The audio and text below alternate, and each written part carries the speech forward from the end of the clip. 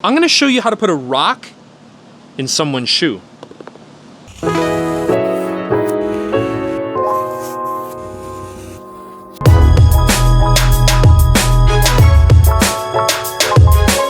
So before we talk about the shoe, I want to talk about evangelism. So one of the problems I see a lot of people struggle with in evangelism is this expectation to have instant results. And these expectations are a huge burden. But the thing is, you don't have to live with that burden. Evangelism is often compared to planting and reaping, and there's a good reason for that. You see, you reap what you sow, but you don't reap in the same season that you sow. And so the thing to keep in mind with evangelism is that it's incremental steps, one thing at a time.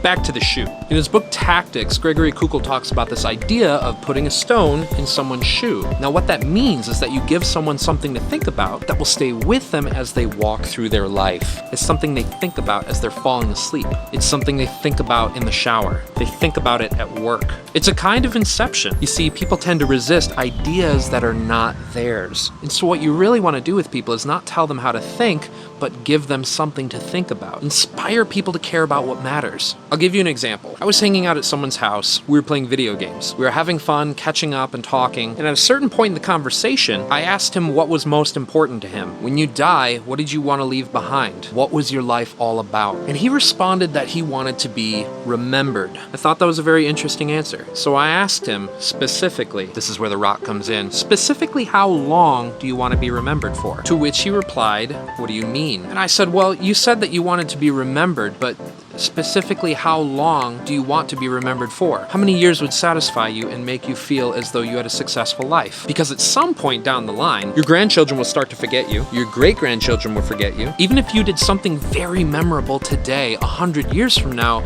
it likely won't be remembered. 1,000 years from now, it absolutely won't be remembered. And several billion years later, when the sun has exhausted its resources and turns into a red giant and obliterates our tiny little solar system, absolutely no aspect of human history will ever be remembered ever again. Ever. It's all gone. And so now more specifically, how many of those years do you want to be remembered? I could tell that he'd never really wrestled with this question before because he looked like he was thinking about it and didn't really know what to say. But he didn't really look defeated, he looked perplexed.